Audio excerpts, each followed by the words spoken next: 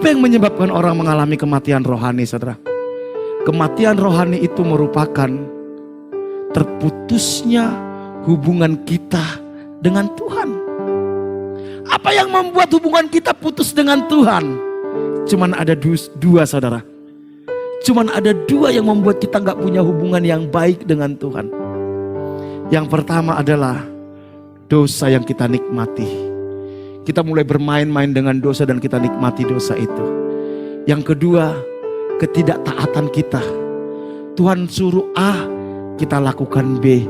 Tuhan suruh ke utara, kita ke selatan. Kita nggak mau dipimpin oleh Tuhan. Kita ingin menjadi Tuhan atas hidup kita. Kita ingin mengatur hidup kita. Kita nggak mau diatur oleh Tuhan. Padahal ketika Yesus sudah menebus hidup kita, kita ini tidak berhak lagi atas hidup kita.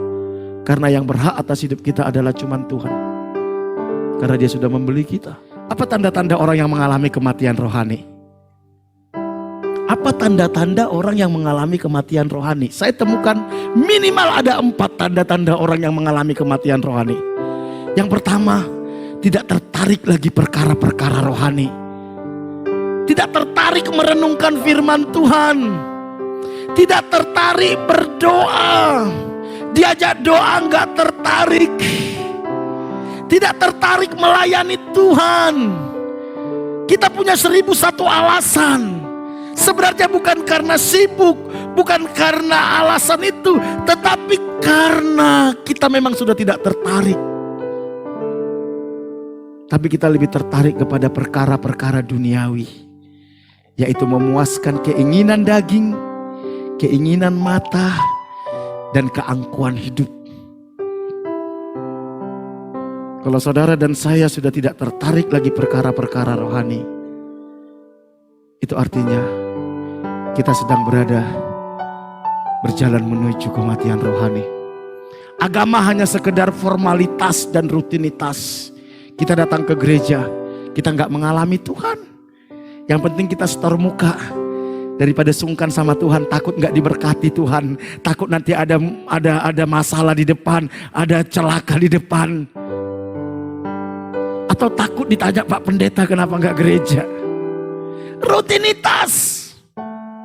Dan mulai menikmati dosa dan hidup di dalam dosa.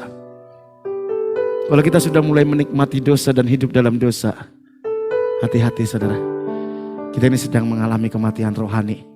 Menikmati kepahitan, menikmati dendam, menikmati kebencian. Engkau sudah nikmati itu saudara. Hati-hati, sedang menuju kematian rohani. Dan kita mulai munafik saudara. Kita aktif di gereja, aktif pelayanan. Kalau di gereja, malaikat minder. Karena kita rasanya lebih rohani dari malaikat. Tetapi begitu keluar dari gereja, setan takut sama kita. Karena kita lebih kesetanan dari setan saudara.